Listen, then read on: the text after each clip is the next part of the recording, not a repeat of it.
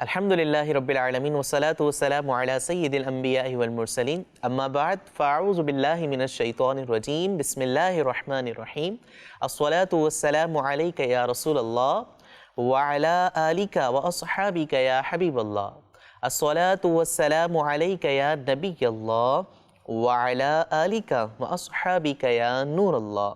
Once again, we are very warm welcome to you in our program Prophetic Stories.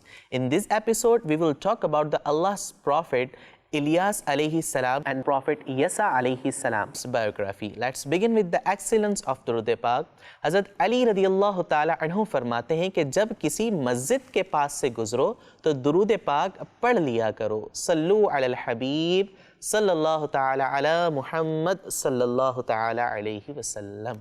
Dear viewers, if we are talk about the name of Prophet Ilyas alayhi salam, तो आप alayhi salam का नाम मुबारक इलियास है.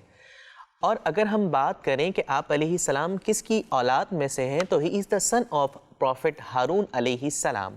और अल्लाह पाक ने हज़रत इलियास अलैहि सलाम का ज़िक्र मुबारक कुरान करीम में इलियासीन कहकर फरमाया.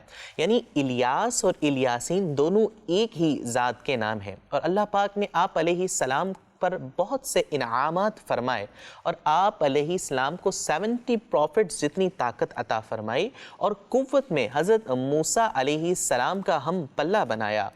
और अल्लाह पाक ने आप अलैहिस्सलाम के ईमान को कामिलुल ईमान वाला बनाया, यानी कि आप अलैहिस्सलाम का ईमान जो है वो कामिल ईमान वालों में शुमार किया जाता है. और आप अलैहिस्सलाम के ताबे अल्लाह पाक ने तमाम लिविंग थिंग्स को और तमाम माउंटेन्स को फरमा दिया. और आप अलैहिस्सलाम का ज़िक्र मुबारक और आप अलैहिस्सलाम की रिसालत की गवाही भी कुरान करीम में मौजूद है. और अल्लाह पाक ने आपको और बहुत सी बेशुमार नेमतें अता फरमाईं. नाज़रीन, हज़रत हिज़कील अलैहिस्सलाम के विसाले ज़ाहिरी के बाद बनी इसराइल की हालत बहुत ख़राब होने लगी. वो लोग बुतों की पूजा करने लग गए थे और उन्होंने इस काम के लिए एक बहुत बड़ा बुत बनाया हुआ था जिसका नाम था बाला. ये बुत उन्होंने सोने का बनाया था और इस बुत को इतना बड़ा बनाया था कि इसके 400 खिदमत गुजार हुआ करते थे. और तमाम कौम यानी कि कौम के लोग इस बुत के खिदमत गुजारों को अपने बेटों की तरह माना करते थे. नाजरीन, इस शहर पर एक बादशाह था जो इस शहर पर हुकूमत किया करता था. वो उन लोगों को इस बुत की पूजा करने पर मजबूर किया करता था और शैतान का आलाए कार बना हुआ था. नाजरीन, जिस जगह पर ये तमाम चीज़ें हो रही थी और जो बुत जिस जगह पर मौजूद था, इस शहर का नाम था बक्का. तो इन दोनों को, बाला और बक्का को मिलाकर इस जगह का नाम रख दिया गया था बाला बक्का. इसी से ये जगह मशहूर हुई और यहाँ पर बनी इसराइल ये काम यानी कि इस बुत की पूजा किया करती थी. नाज़रीन, इसी कौम की तरफ हज़रत इलियास अलैहिस्सलाम को रसूल बनाकर भेजा गया. जब हज़रत इलियास अलैहिस्सलाम ने कौम को बुत की पूजा छोड़कर अल्लाह पाक की वहदानियत के बारे में बताया और उनसे कहा कि बुतों की पूजा छोड़कर अल्लाह वहदहू ला शरीक की इबादत करो, तो कौम ने आपकी बात को डिनाई कर दिया. आपकी बात को झुटलाने के साथ साथ अल्लाह पाक के हुक्म को भी झुटला दिया. नाज़रीन, इस झुटलाने की वजह से इस कौम पर क्या अजाब आया इसका वाज़े ज़िक्र किताबों में मौजूद नहीं, लेकिन बरोज़े क़यामत जो लोग इसी हाल में मरे कि वो बुत की पूजा करने में मुलव्विस थे, उन पर सख्त अजाब होगा और वो हमेशा जहन्नुम में रहेंगे. लेकिन जो लोग हज़रत इलियास अलैहिस्सलाम पर ईमान ले आए वो निजात पाएंगे. नाज़रीन, हज़रत इलियास अलैहिस्सलाम की नसीहत से बहुत से लोग ईमान ले आए और बहुत सारे लोग ऐसे थे जो अभी तक ईमान नहीं लाए थे. वो अभी तक उस बुत की पूजा करने में मसरूफ़ थे. तो बादशाह और वो कौम जो ईमान नहीं लाई थी, वो तमाम लोग हज़रत इलियास अलैहिस्सलाम के जानी दुश्मन बन गए. तो अल्लाह पाक ने आप अलैहिस्सलाम को हुक्म फरमाया कि लोगों से दूर जंगल की तरफ चले जाएं. तो आप अलैहिस्सलाम अल्लाह पाक के हुक्म के मुताबिक जंगलों की तरफ चले गए और तकरीबन 7 ईयर्स तक उन्हीं जंगलों में आपने ज़िंदगी गुजारी और जंगल के फूल और फल वगैरह खाकर अपनी ज़िंदगी का गुज़र बसर फरमाया. फिर एक दिन हज़रत इलियास अलैहिस्सलाम ने अल्लाह पाक से दुआ मांगी कि अल्लाह पाक मुझे इन जालिमों से निजात और राहत अता फरमा. تو اللہ پاک نے آپ علیہ السلام پر وحی نازل فرمائی کہ فلاں فلاں مقام پر جاؤ اور وہاں جو سواری ملے اس پر سوار ہو جاؤ۔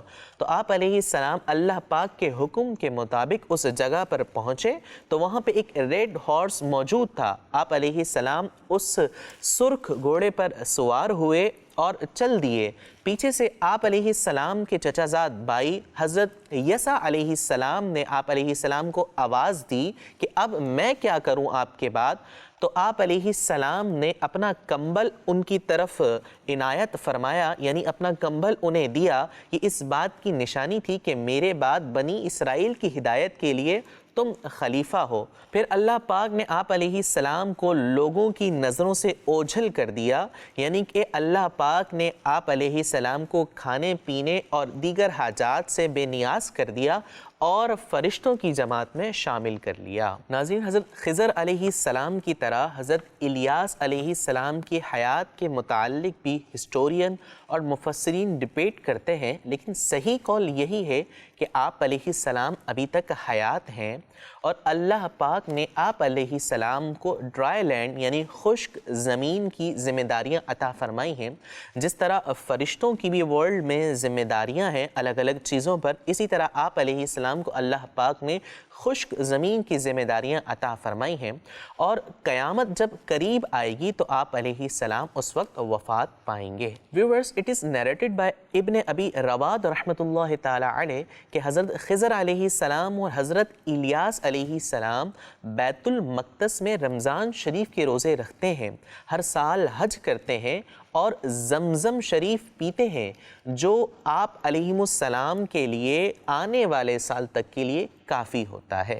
قرآن کریم میں حضرت الیاس علیہ السلام کا ذکر مبارک سورۃ الانعام اور سورۃ الصافات میں موجود ہے۔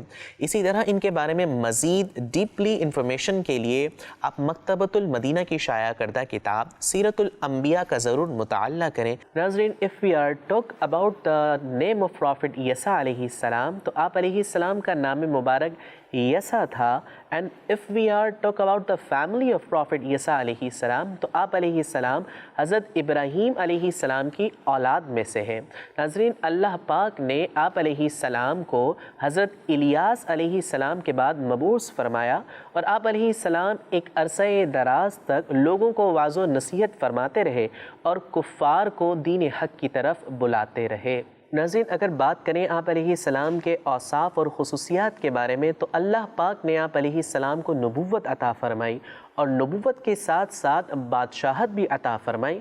آپ کا معمول تھا کہ آپ علیہ السلام دن میں روزہ رکھتے تھے اور رات میں کچھ دیر آرام فرماتے اور بقیہ تمام رات نوافل اور عبادت میں گزارتے۔ آپ علیہ السلام بردبار اور بہت ہی صبر و تحمل والے تھے، غصہ بالکل بھی نہ کیا کرتے تھے۔ آپ علیہ السلام کا ذکر قرآن کریم میں اللہ پاک نے بہترین لوگوں میں فرمایا۔ ناظرین، جب آپ علیہ السلام کا وصال کا وقت قریب آیا تو بنی اسرائیل کے کچھ لوگ، کچھ لیڈر ٹائپ کے لوگ آپ علیہ السلام کی بارگاہ میں حاضر ہوئے اور عرض کی کہ آپ علیہ السلام اپنے لیے کوئی جانشین منتخب فرما دیں۔ تو آپ علیہ السلام نے لوگوں سے پوچھا کہ کوئی ایسا شخص ہے کہ جو مجھے 3 چیزوں کی ضمانت دے دے تو میں اس کے سپرد یہ نظام کر دوں۔ ناظرین، جب آپ علیہ السلام نے لوگوں سے یہ پوچھا تو کسی نے بھی حامی نہیں بھری سوائے ایک نوجوان کے۔ اس نے کہا، ہاں، میں آپ کو 3 چیزوں کی ضمانت دے سکتا ہوں۔ ناظرین، پھر آپ علیہ السلام نے دوبارہ پوچھا کہ کیا کوئی ایسا شخص ہے کہ مجھے جو 3 چیزوں کی ضمانت دے دے تو میں اس کے سپرد یہ نظام کر دوں، یہ بادشاہت کر دوں؟ تو کسی نے بھی پھر جواب نہیں دیا سوائے اسی شخص کے، اسی نوجوان کے۔ تو جب آپ علیہ السلام کو اس نوجوان نے ضمانت دی کہ میں آپ کی 3 چیزوں کی ضمانت دوں گا، تو آپ علیہ السلام نے اسے وہ 3 چیزیں بتائیں اور بتایا کہ تم روزانہ روزہ رکھو گے اور اس میں کوئی دن ایسا نہیں ہوگا کہ جس دن تم روزہ نہ رکھو، اور تم ساری رات عبادت میں بسر کیا کرو گے، اور تیسری چیز یہ تھی کہ کوئی بھی فیصلہ غصے غصے کی حالت میں نہیں کرو گے۔ ناظرین، اس نوجوان نے آپ کو ان تینوں چیزوں کی ضمانت دی۔ جب آپ علیہ السلام نے اس کی ضمانت کو قبول کیا تو پھر آپ علیہ السلام نے یہ بادشاہت کا نظام اس نوجوان کے سپرد کر دیا۔ آپ علیہ السلام کا مختصر ذکر قرآن کریم کی سورہ صاد میں موجود ہے۔ ناظرین، اسی کے ساتھ انبیاء کرام علیہم السلام کے بارے میں معلومات کے لیے ہمارا پروگرام پروفیٹک اسٹوریز ضرور دیکھتے رہیں، اور انبیاء کرام علیہم السلام کے بارے میں تفصیلی معلومات کے لیے مکتبۃ المدینہ کی شائع کردہ کتاب سیرت الانبیاء کا ضرور مطالعہ کریں۔ And we will meet again inshallah in the next episode with another story of another prophet alayhi salam. You can good take care of yourself. Assalamu alaikum wa rahmatullahi wa barakatuh. Sallu ala al-habib sallallahu ta'ala ala Muhammad sallallahu ta'ala alayhi wa sallam.